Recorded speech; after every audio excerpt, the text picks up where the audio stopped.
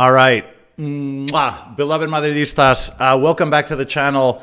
What a wasted opportunity. Let's talk about the match last night. What a wasted opportunity. This is a match that we should have won.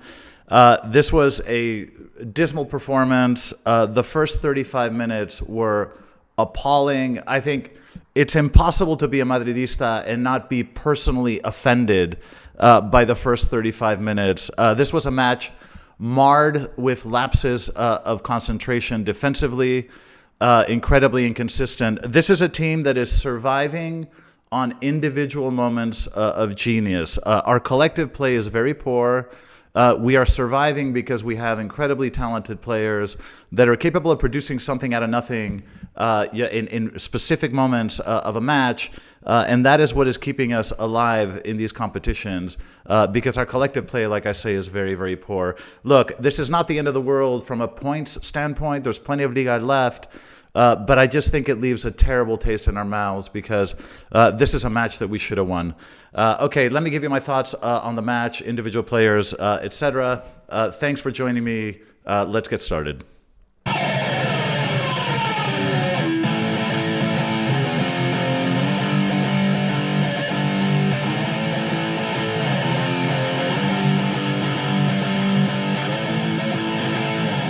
Right, Madridistas, welcome back. Okay, let's talk about the match last night. And, you know, it's funny, a few hours before the match, I was talking to my uncle. For those of you that are new to the channel, I have an he just turned 82-year-old uncle who lives here in Spain, and he comes to every match with me. And, you know, he made me a Madridista at a very, very young age, but he's ridiculously knowledgeable. He's probably the person I think that knows most about football and Real Madrid that I know in the world.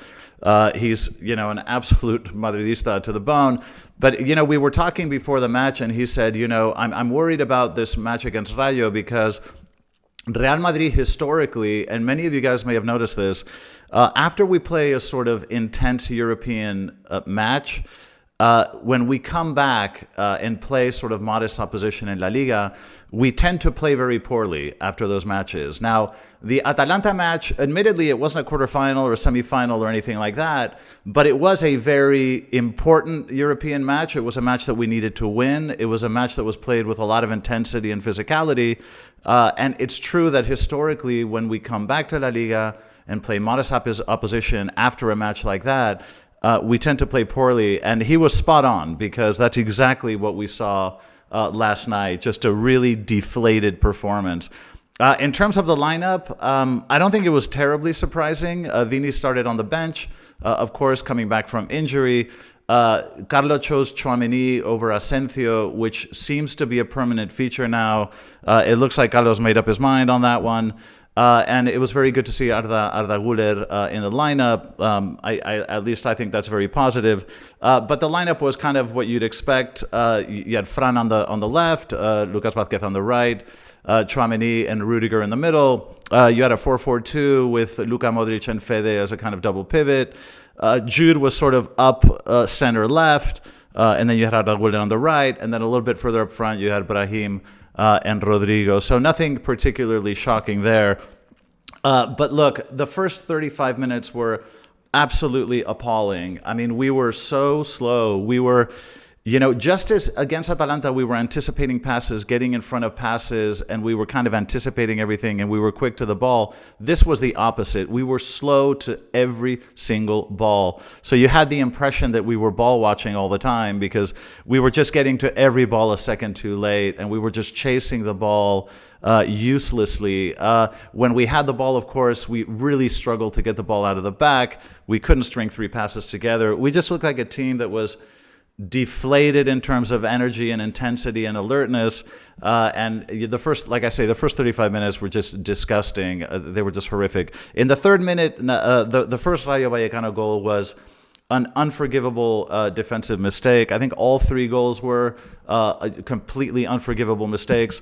This ball was headed in. The player that heads the ball is completely unmarked. There is nobody within 5 feet of the guy. And you know, you can attribute blame to, you know, in terms of who specifically had to mark him.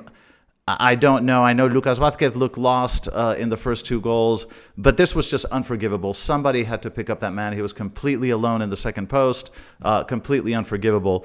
To give you an idea of how bad this was, when I watch the away matches at home, I take notes. In the 18th minute, this is what I wrote in my notebook. I wrote, Rayo passing the ball with insulting ease. And I think that just defines it perfectly. They were just passing the ball beautifully, one touch. We were putting no pressure on it. We were arriving late to everything. It was just really, really hard to watch. Even players like Arda Güler and Rudiger were kind of, making stray passes and losing balls that they typically wouldn't lose. Again, it was really, really hard to watch. The 2-0 in the 35th minute. Again, this was a header that is just completely unforgivable. There were plenty of bodies in the area, and nobody cleared it. 2-0, and again, having two tall center backs like Tchouaméni and Rudiger, how is this possible? I just don't know how this is possible. After the 35th minute, we tried to pick up the tempo a little bit. 3 minutes after that, in the 38th, Fede scores an incredible goal. Again, not so much virtue of great play, but just kind of a moment of brilliance from a player that has an absolute canyon. His right foot is just majestic. He has an incredible shot. Fede's right foot has saved us from so many bad situations in the past. It was just a wonderful shot, struck with incredible power and incredible precision. And in the 44th minute, just before the end of the half, Jude scores the 2-2. Right place, right time. A slide header where he just kind of, deviates the ball just enough to put it in the back of the net. Jude is in very good form. I think it's 6 goals in 6 matches now. In the second half, I think we were a bit more composed. And when Rodrigo scored his goal in the 55th minute, that ball took a deflection, but I think we have to give credit to Rodrigo for creating the chance. He was quite active and quite creative after that 35th minute. But once he scored, it looked like the kind of match that Real Madrid would settle in and start to control. And it was just incredibly disappointing that wasn't the case. In the 62nd minute, Vini came in for Brahim. And in the 63rd minute, just a couple of minutes after Vini came on, Rayo scored the 3-3. Now, again, this is a defensive mistake. When you guys watch that goal, there is a defender in front of the Rayo striker, and there is a defender behind the... Now, when the ball is crossed in, the only player that attacks the ball is the Rayo forward. Both of our defenders were stuck in place. I don't know if they were trying to play the offsides, but they didn't attack the ball. And the only player to move forward and put the ball in the back of the net was the Rayo forward. Again, I think just a lapse of concentration and alertness to take us to 3-3. After that, of course, Real Madrid tried to push forward, in a futile way. We had more changes in the 71st. Camavinga came in for Luka Modric. In the 78th, Lucas Vázquez and Arda were substituted for Enrique and Ceballos. And the only real clear chance we had was in the 83rd minute. Vini with a wonderful turn and a very powerful shot with his left. They could have gone in. But again, the match ends 3-3. I think just frustrating because qualitatively you cannot compare the two sides. I mean, this is a team that we should be able to beat. Even with all the injuries that we have, player for player, we're much better than they are. This is a match that we needed to win and should have won. And it leaves just a terrible taste in our mouth because we wasted almost the entirety of the first half just playing, sleepwalking on the pitch, and it's just kind of unforgivable. Look, it looks like Carlo very clearly looks like he's choosing Tchouaméni over Asensio, even though this kid played very well for 3-4 games prior to that. But, Carlo is showing once again that he just sort of sticks to what he sticks to. He has a really hard time kind of making changes. He seems to have set players in his mind that he always goes to, and he seems to be choosing Tchouaméni as center back over Asensio. You can tell me what you think about that in the comment section. Even Fede, if you notice towards the end of the match, rather than pushing Lucas Vázquez further up when he made those changes, he actually chose to take Lucas Vázquez off and push Fede up on the right. So it just gives you an idea that Fede, he will trust Fede in any position over Lucas Vázquez. But it's just you're starting to see Carlos' colors a little bit. But anyway, I'd love to hear your thoughts in terms of the the lineup and the substitutions. In terms of individual players, I'll give you my thoughts. I think Courtois. You can't blame him for the goals because I think the goals were defensive mistakes, and you can't really blame Courtois. But he did look a little bit tentative on occasions. And I don't know if I'm imagining this, but there were a couple of balls, especially aerial balls, that he didn't attack that I think he should have. And I don't know if that sort of signals a little bit of tentativeness, but I did get that feeling on a couple of occasions. So I think Courtois had a sort of so-so match. The goals were unfortunate, probably not his fault, but he just felt a bit tentative to me. Definitely let me know what you think about that. Lucas Vázquez had a very poor match. I mean, this is a player that just simply is having a very, very hard time containing attacks on the right-hand side. Lucas Vázquez, I don't, his face does appear as possibly the guilty party in the first two goals. That might be a little bit cruel, but you just did get the feeling that on those goals he could have done more or been better placed. But even during the course of regular play, I just think Lucas Vázquez is really struggling to play in this position, and he is a weakness. He's a weak link in the chain. Fran, I think, was a little bit better, but not great. I think Fran was more impactful in attack, but also had a couple of defensive lapses. So I think he had a sort of mediocre match as well. Tchouaméni is really hard to judge because he did a lot of good things and he did a lot of terrible things. So, at times he did rescue a couple of balls where I thought that was, really excellent, his timing and his placement, etc. But then on other occasions, he really, really just wasn't where he needed to be. And again, when you have center backs like Rudiger and Tchouaméni, how can you allow 2 goals from headers against a team like Rayo Vallecano? This is just not forgivable. Rudiger, I think, had a slightly more consistent match. But again, maybe he's a little tired. He seems a little bit tired to me. But of course, he's playing every single minute of every single match. So that shouldn't surprise any of us. Luka Modric, I thought, was very disappointing. He obviously deflated as the minutes went by, and by the time he was substituted, he was kind of like non-existent in the middle of the pitch. I think Luka, he just wasn't the presence in midfield that he needed to be, especially in the first half. We had no control over that midfield at all. I think Luka had a very poor match.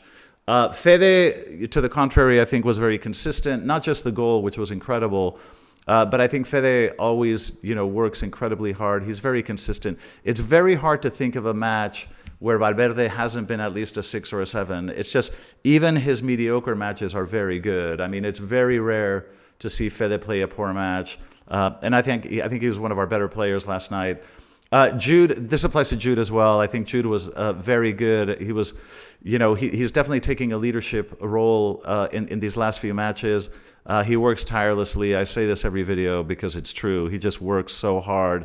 But I think Jude was, present in all parts of the pitch, participated well in attack, and as always gives everything defending. He's really taking a leadership role in the squad, and which is something that I think is very encouraging. Arda Güler I thought was okay. I mean, he wasn't great, but he was okay. There's one thing that I did like I want to mention about Arda. There was that one header in the second half when he's in an offside position and he goes to head the ball. Now, knowing that he's going to get absolutely slammed by the goalkeeper because he knows this, he goes in to head the ball knowing that he's going to get creamed the second he touches the ball. But he did it anyway, despite knowing that he was probably offsides and he was going to get wrecked by the goalkeeper.